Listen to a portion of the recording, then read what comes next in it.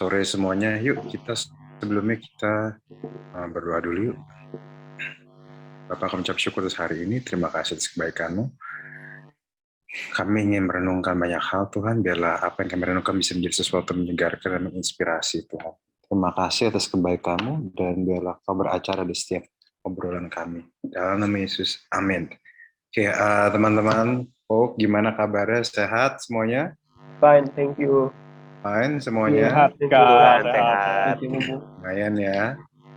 Saya ini sudah selesai masa isolasi, jadi PCR-nya sudah negatif, masih batuk-batuk dikit. Tapi ya kalian gimana semuanya? Ada yang udah jadi sarjana SCOV sekarang? Udah ada sarjana COVID? Atau udah ada yang MCOV, magister COVID? Baru SCOV, Kak. Baru SCOV ya, baru SCOV. Oke. Hari ini apa yang saya bagikan semoga jadi sesuatu yang menyegarkan dan juga menginspirasi bagi teman-teman. Tapi sebelumnya bentar, saya mau nyalain lampu satu lagi. Bentar.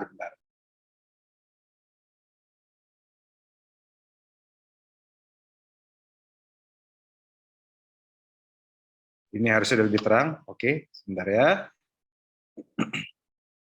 Saya mau siapin dulu. Saya hari ini mau bicara soal seks ya. Kita akan bahas sesuatu yang indah tapi kompleks. Seks itu sesuatu yang indah tapi kompleks. Beberapa orang saya temuin merasa rusak dirinya setelah ketahuan bahwa dia nggak perawan lagi, atau dia udah pernah berhubungan seks, dan sebagainya.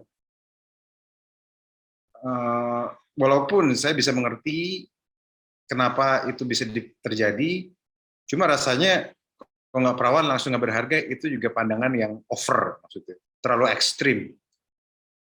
Kita tahu bahwa manusia itu lebih dari sekedar selaput darah, manusia itu lebih dari sekedar behavior selangkangannya. Pada dasarnya manusia diciptakan seserupa dan segambarnya itu.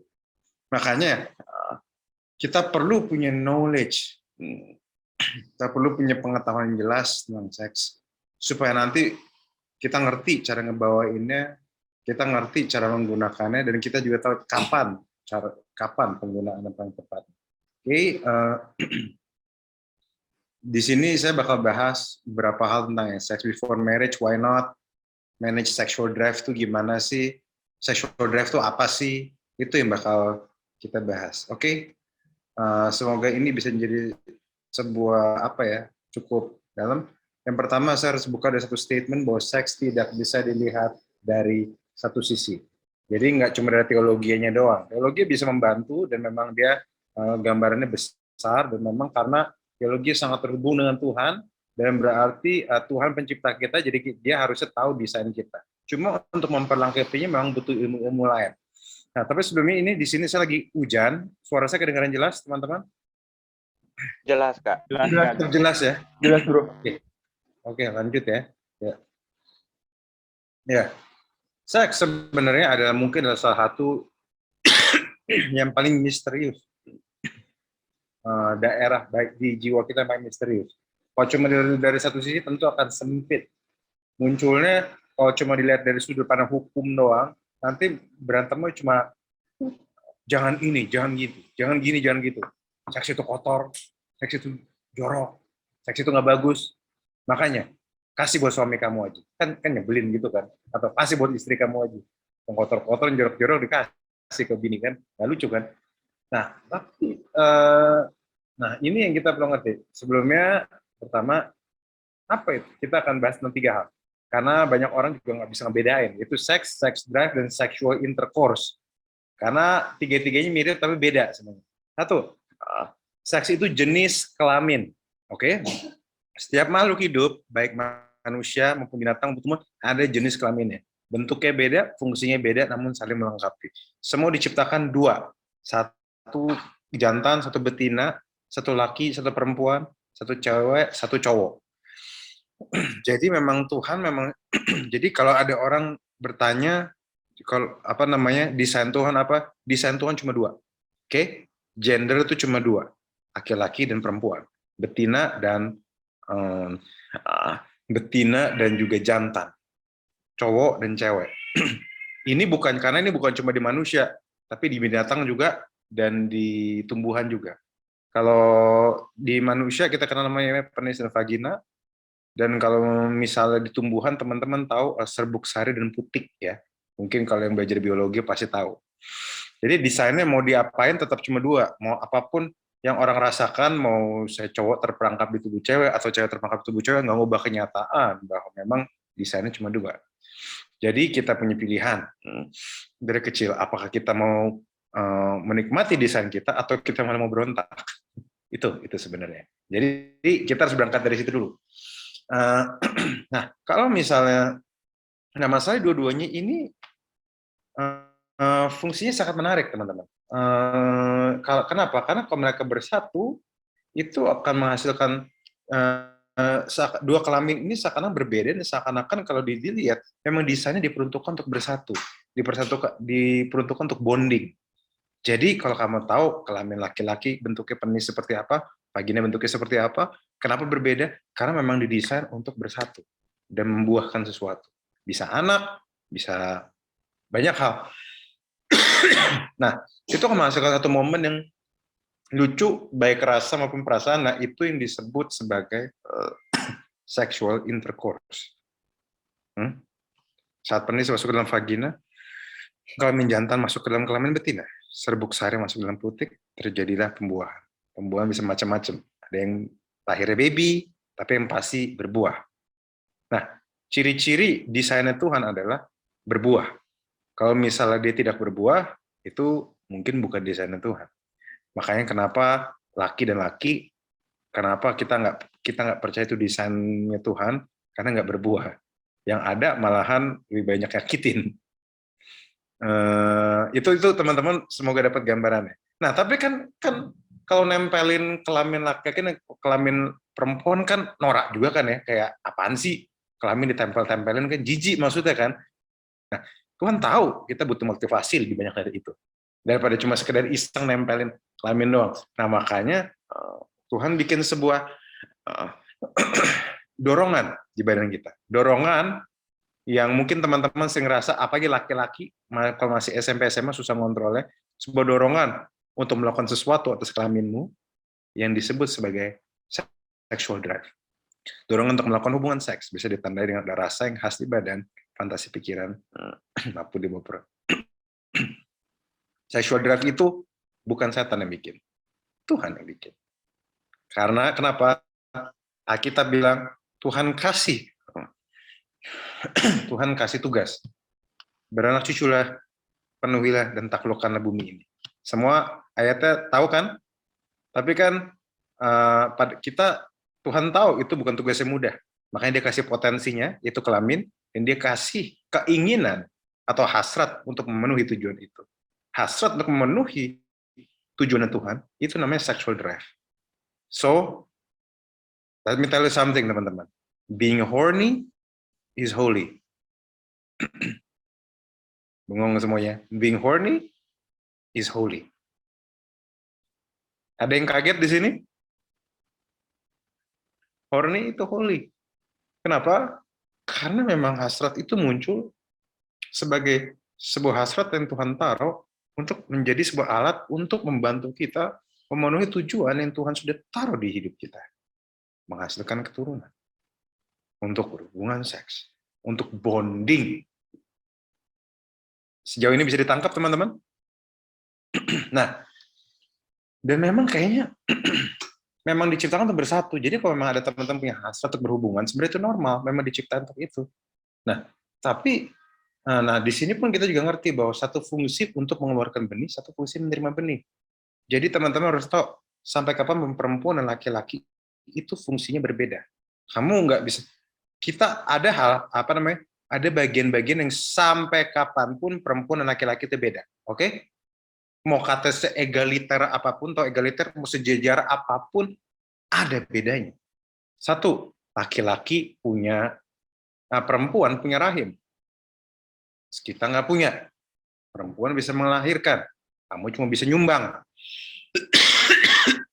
Sorry, masih gatul. Nah, kita cuma bisa nyumbang doang. Nah, maka dari itu, makanya perempuan itu punya womb, atau kandungan. Makanya dalam bahasa Inggris mereka disebutnya woman. Karena ada womb dan man. Bisa ditangkap? Nah,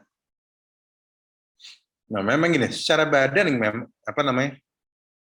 Nah, masalah gini, secara badan kita memang diciptakan male dan female. Itu memang kodrat kita. Apa untuk jadi pria dan wanita dewasa? Itu udah sebuah pilihan. Menjadi cowok itu kelahiran, tapi menjadi pria dewasa itu pilihan. Menjadi pria dewasa bukan cuma soal jenis kelamin yang lurus doang, tapi punya tanggung jawab nggak? Bisakah dia bertanggung jawabkan hidupnya? Bisakah dia tidak menyia-nyiakan hidupnya di hadapan Tuhan? Itu yang kita perlu ngerti, teman-teman. Nah, lanjut ya. Nah, masalahnya, kalau misalnya kita lihat dari sisi biologi tadi, jelas bahwa sebenarnya dua kelamin itu diciptakan untuk bersatu. Jadi sebenarnya nggak apa-apa dong untuk berhubungan gitu aja. Ya, memang sekilas nggak apa-apa. Masalahnya, psikologi dan Alkitab bilang, sex is not just physical. Kalau ditinjau dari sisi biologi dong, sah-sah aja. Sangat dianjurkan, karena badan kita diciptakan untuk itu. Nah, masalahnya ada satu sisi lagi. Sisi psikologi berbeda, teman-teman. Bahwa sisi psikologi mengatakan bahwa seks itu bukan cuma tindakan fisik, yang kita cuma nempel sama lawan jenis, terus udah keluar, orgasme. Orgasme itu kenikmatan yang lahir pada waktu kamu mencapai puncak kenikmatan. Itu bukan cuma sekedar aktivitas fisik. Kenapa? Karena nggak usah teologi deh. Psikologi aja bilang, kita ini diciptakan untuk bonding. Semua makhluk manusia, semua makhluk hidup diciptakan untuk bonding. Kita diciptakan untuk punya ikatan. Manusia tidak diciptakan untuk hidup sendiri.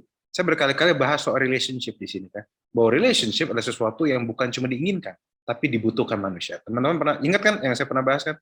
Kita ini lahir produk dari sebuah relationship. Kamu dan saya lahir dari produk relationship orang tua kita. Dan makanya nggak heran, relationship adalah pintu kita masuk ke dunia ini. Maka nggak heran, kita memang diciptakan untuk punya relationship. Kita butuh untuk terkoneksi, terikat. Bahkan orang introvert juga. Kita butuh satu orang akan bersatu dengan kita, membangun hidup bersama. Nah, dan seks itu bikin kita terkoneksi secara hormonal, neurological, fisik, dan psikologi juga. Jadi kita nih, kalau pada waktu teman-teman berhubungan seks, itu kita itu terikat secara mental, fisik, dan emosional. Jadi pernah nggak teman-teman ngelihat ada teman kalian yang baper, yang habis ditidurin sama cowoknya, apa terus baper nggak, kayak mau ditinggalin, udah dipukulin, udah pernah di-abuse, dipukulin, tapi masih nggak bisa pergi karena sayang. Pernah dengar cerita kayak gitu? Kenapa? Karena seks itu menyatukan hormon mereka, neurologi mereka, psikologi mereka. Jadi seks ini bukan cuma biblical issue, bukan cuma sekedar sexual issue, tapi ini juga sudah masuk kena hormon, psikologi, neuron di kepala kamu, dan juga secara roh kamu juga. Bikin kita punya ikatan mental, fisik, dan emosional. Apalagi kalau berkali-kali. Teman-teman, pernah nggak jatuh cinta, nggak pernah ngapa-ngapain sama seseorang, tapi sayang banget sama orang itu? Padahal gandengan nggak pernah, tapi sayang banget. Itu ikatan emosional. Ikatan emosionalnya segitunya. Apalagi ikatan mental, ikatan pikiran, ikatan fisik, itu ikatannya 3 kalinya. Nah itu. Nah, masalahnya pada waktu hubungan seks itu terjadi, ada sesuatu yang terjadi di hormon dan di otak kita. Oke? Perempuan akan mengeluarkan suatu hormon namanya oksitosin. Oksitosin itu apa sih? Oksitosin adalah hormon yang membuat seorang perempuan itu bonding dengan orang yang signifikan di hidupnya dia. Itu ngurangin stres, bikin feeling tenang, bikin merasa dekat, bikin kepercayaan bertambah, dan dia itu membuat dia mau memprotek hubungan itu. Makanya orang kalau udah pernah seks, itu sekali udah pernah sayang, itu bisa cemburu. Nah, kalau buat cowok, itu vasopressin namanya. Itu mirip sama oksitosin, cuma ini hormon cowok. Hormon ini bikin cowok itu mau bonding sama perempuan. Nah, ada yang bilang ini hormon komitmen katanya. Hormon ini bikin kita punya keinginan untuk komitmen dan loyal. Ini membuat kita punya protective sense, bikin kita pengen melindungi, dan bikin kita bisa jealous. Jadi kalau teman-teman jealous sama seorang, itu vasopressenmu lagi muncul. Yang jealous itu nggak apa-apa, yang penting tujuannya bener. Jelas alasan jealousnya. Kalau alasan jealousnya karena handphone nggak dibalas semenit, itu mah kelewatan. Tapi kalau alasan jealousnya karena dia keseringan pergi sama cowok lain, padahal dia udah punya saya, jealous itu normal itu. Jadi tolong sebelum kamu jealous, cek jealousmu itu masuk akal apa enggak. Nah, masalahnya ada satu hormon lagi yang muncul, dan ini muncul di dua-duanya, yaitu hormon endorfin. Teman-teman pernah dengar endorfin? Endorfin adalah hormon yang dilepaskan pada waktu teman-teman lagi aktivitas seks, dan juga pada waktu lagi ngeliatin sosial media, endorfin. Makanya hormon ini disebut hormon happy. Ini sangat kecanduan, nyandu, dan bikin kita pengen ngerasain rasa keinginan itu berkali-kali. Makanya banyak orang kecanduan sosial media kan? Karena padahal tuh main sosial media, main TikTok kelamaan itu memberi kita sebuah rasa yang persis seperti apa yang seks lakukan. Dan itu masalahnya teman-teman gini, hormon-hormon ini nggak peduli nilai-nilai Alkitab maksudnya. Mau kamu cuma kamu seks sama orang yang kamu komit, atau cuma one night stand, ada yang tahu one night stand, ONS? Mau cuma sekali maupun berkali-kali, manusia itu bondingnya sama. Makanya pada waktu kita bonding sama orang, itu akan, especially perempuan, dia bakal bikin bonding, membuat kita punya ikatan emosi, membuat pengalaman itu susah dilupakan. Nah, di dalam pernikahan, hormon ini sangat membantu. Sangat membantu. Tuhan tahu bahwa banyak momen-momen pernikahan akan susah. Dia tahu bahwa someday kita ini butuh pertolongan untuk memilih orang yang kita nikahin. Kadang pernikahan bisa nggak mudah, teman. Kadang ada waktu kita nggak akan suka sama pasangan kita. Kadang kita bisa berantem, kadang tagihan bisa turun dan tagihan mahal, bayi bisa sakit, berantem sama mertua, banyak hal buruk bisa terjadi. Dan kalau itu sudah terjadi, stres bisa menutupi, bisa mengganggu pernikahan. Nah, dan Tuhan tahu itu. Makanya Tuhan install, istilahnya Tuhan pasang kayak hard restart, tau nggak hard restart? Jadi kalau komputer udah terlalu panas, Tuhan kayak ada hard restart ya, untuk matiin semua terus muncul lagi. Itulah seks. Kayak override system yang bikin kita untuk tetap apapun yang terjadi tetap nempel sama dia. Mau susah, senang, bahagia, menderita, tetap bersama-sama dia. Kaya, miskin, sakit, sehat, itu membuat kita tetap bertahan di masa kesusahan. Dan tetap devoted, tetap loyal, dan tetap menghadapi tantangan bersama dengan pasangan kita, dengan partner kita. Inilah desainnya Tuhan. Seks itu untuk membantu di musim-musim itu. Apa saya bisa dimengerti sejauh ini, teman-teman? Nah, masalahnya apa yang terjadi kalau kita misalnya keseringan beda-beda orang? Nah, ini ribet ya. Oke, siap? Kalau kita terlalu beda-beda sama orang, prinsipnya sama kayak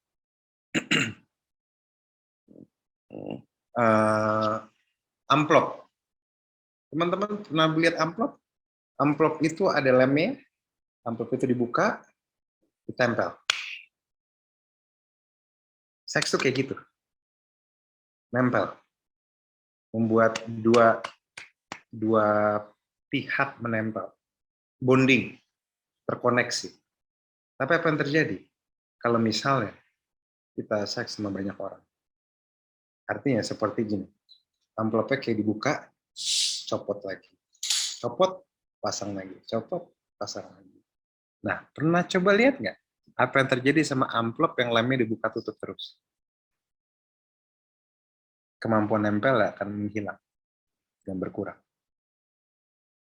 Itu yang terjadi. Makanya orang dari awal pas abis gitu baper banget, lama-lama kalau keseringan jadi nggak berasa lagi. Kenapa? Karena kekuatan bondingnya berkurang. Perasaannya kayak berkurang. Dan makanya ini yang bisa ngilang. Makanya ini yang serius, teman-teman.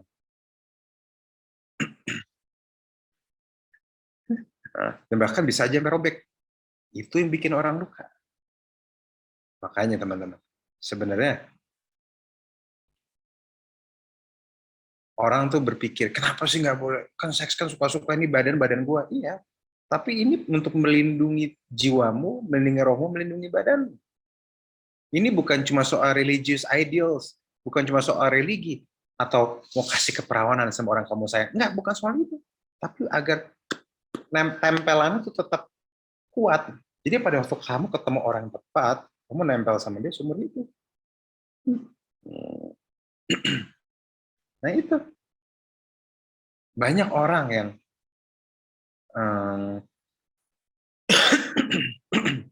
nggak pengen punya. Kenapa kita berhubungan seks? Ternyata bukan cuma supaya punya anak doang, tapi untuk mengikatkan diri, bonding.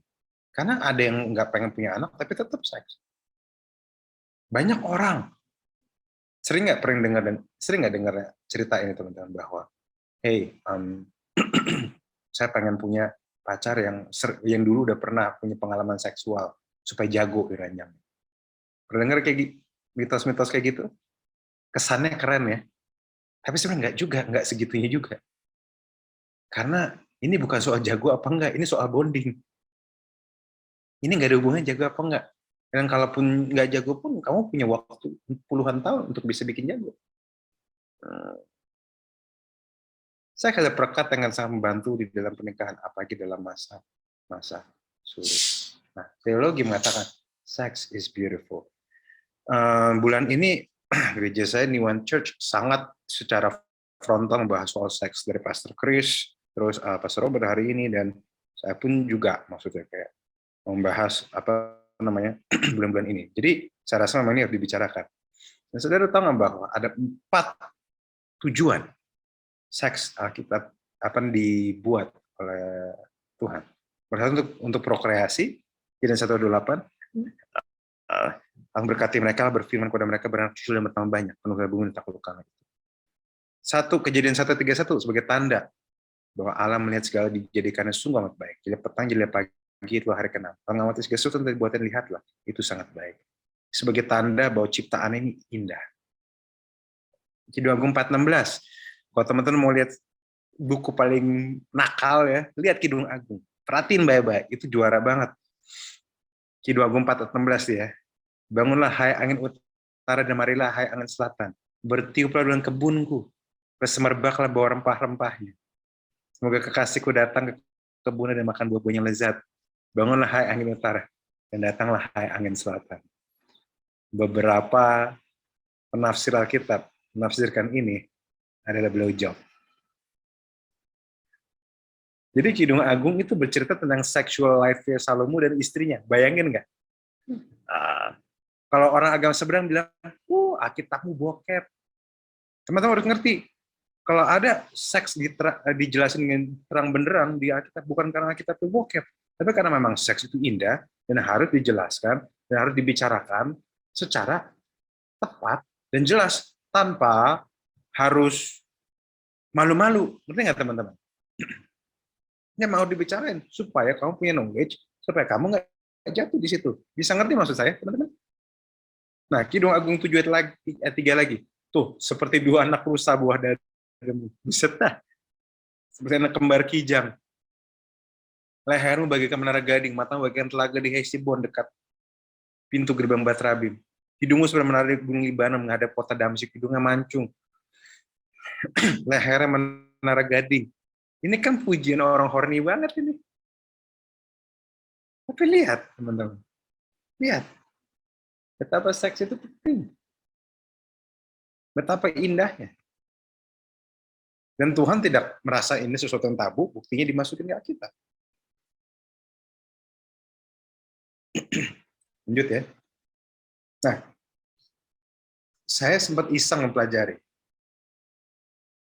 Ada 5 alasan katanya kenapa seseorang harus berhubungan seks sebelum menikah. Dan saya sempat pelajari ada kecocokan seksual, identitas seksual, belajar komunikasi, ukuran, mengantisipasi masalah seks. Orang dunia ini mikirnya kayak gini, teman-teman. Ini orang dunia mikirnya. Jadi teman-teman perlu lihat, biar teman-teman atas ngerti. Nah, tapi masalahnya ini masih jauh. Ini masih sebenarnya kalau boleh jujur, ini masih bisa dibicarakan sebenarnya, ukuran dan sebagainya. Ini kita sudah lihat. Dan sekarang ada lagi. Ada orang namanya Rob Kowalski. Dia dulu bandel banget, tapi sekarang dia tulis 9 alasan kenapa kita jangan berhubungan seks sebelum menikah. Nomor 1 ternyata, seks menutupi problem. Ntar ada problem, masalah, udah nggak seks aja. Habis itu problemnya dilupa, pura-pura dilupain. Kedua, pernikahan menunjukkan keseriusan. Pernikahan menunjukkan keseriusan kita pada seseorang. 3, seks itu mengkoneksikan. Kalau kita terkoneksi orang salah gimana? 4, kehamilan. Kalau misalnya lu hamil sebelum menikah gimana? Terus semua melakukannya. Ya masalahnya teman-teman tahu, Amerika itu negara yang sangat over sexualized. Tapi perceraiannya 50%. Jadi banyak teman-teman yang gaya hidupnya sosok di Hollywood. Ya, saya cuma kasih tahu. Tingkat perceraian Amerika 50% lebih. Kamu mau ke situ? Ada yang mau cerai di sini? Ada? Kalau orang normal harusnya enggak ya. Yang keenam, mudah didapat, mudah dibuang. Ketujuh, kontrol. Karena kita ini suka saat pengen kontrol orang. Kedelapan, karena cantik dan ganteng bisa pudar. Makanya fokusnya jangan cuma di apa yang terlihat, tapi fokuslah di siapa diri kalian. Makanya banyakin ngobrol, banyakin conversation, banyakin untuk deep conversation supaya kamu saling kenal lebih dalam. Bukan cuma cantik gantengnya doang. 9, berteman dengan lawan jenis itu seru. Kalau kamu punya teman lawan jenis dan kamu nggak cuma ngeliat dia sebagai objek seks, itu seru. Oke? Nah, ada sebuah penelitian lagi yang bilang, sebentar, agak ngaco tadi itu saya. Nah, relationship expert namanya Esther Perel says, dia bukan orang Kristen. Tying the knot, yaitu menikah, can take sex with your partner to a whole new level, as it's when you know your partner's best. Seorang yang ateisnya dibilang bahwa seks itu paling indah dalam pernikahan. Teman-teman, saya mau kasih analogi tentang api. Api itu baik nggak? Tergantung ya. Tergantung munculnya di mana. Kalau muncul di kompor, baik. Bisa bakar makanan, bisa bakar daging, bisa bakar ini, bisa goreng ini. Tapi kalau kebakarnya di jendela kamu, selesai hidupmu. Itu apa enggak? Itu akan membakar rumah. Api itu bisa menghancurkan, bisa menghidupkan. Dan kalau kamu api itu menghidupkan, kamu harus taruh api di kontainer yang tepat. Api, kalau kamu taruh di kontainer seperti kompor, maka dia tidak akan meledak, dia justru akan berbuat dengan baik. Kalau ditaruh di daerah banyak kayu, di perapian, itu justru akan berguna. Tapi kalau api ditaruh di tempat yang salah, di jendela lah, di lantai lah, maka itu akan menghanguskan. Nah, dan teman-teman perlu tahu, seks itu kayak api. Dan kontainer paling tepat, itu di pernikahan. Makanya banyak kontainer tempat lain itu hancur. Bisa logikanya dapat teman-teman? Apa teman-teman ngerti yang saya maksud? Oke, lanjut ya. Nah, sekarang yang kelima. Ini langkah praktis teman-teman. Kita harus bedakan masalah seksual dan tegangan seksual. Masalah seksual itu beda dengan tegangan seksual. Masalah seksual tuh kalau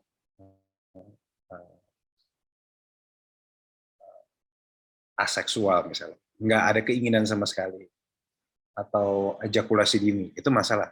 Tapi tegangan seksual itu bicara cuma kayak kamu turn on, turn off doang. Nah, kamu juga harus membedakan ya. Berarti nggak semua itu masalah. Jadi para laki-laki perlu ngerti, saat kamu horny itu bukan salah kamu, oke? Tapi memang ada kontrol tempat yang tepat. Passion itu harus tempat yang tepat.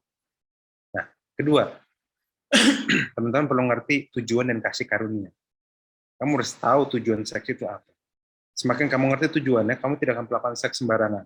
Dan bagi teman-teman yang nggak bisa kontrol pun, Tuhan kasih karunia untuk bisa kamu kuat dan bertahan.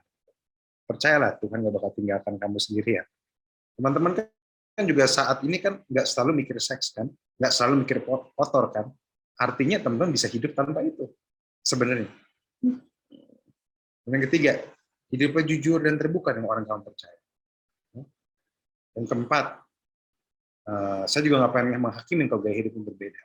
Tapi teman-teman harus belajar ngatur batas sendiri, harus ngatur batas yang paling tahu. Yang paling kudus, tapi kamu paling tahu. Obrolinlah dengan pasangan. Kalau someday kamu punya. Tapi yang pasti jangan sampai kamu melewati batas. Karena takutnya itu akan merugikan. Saya percaya bahwa orang-orang yang mengetahui nilai sebuah barang akan memperlakukan barang itu dengan baik. Kalau kamu tahu harga sebuah barang, kalau kamu tahu betapa berharga barang itu, kamu akan melakukan lebih baik. Tapi kalau kamu nggak tahu nilai barang itu, kamu akan menghancurkan dan memperlakukan barang itu sembarangan. Kelamin kamu, sexual drive kamu, tubuh kamu, semua itu penting. Semua ada tujuan. Kamu tahu tujuannya buat apa, dampaknya seperti apa, destruktifnya. Makanya, jangan perlakukan tubuhmu sembarangan. Jangan perlakukan dirimu sembarangan. Saya harus menguatkan teman-teman. Thank you. God bless you.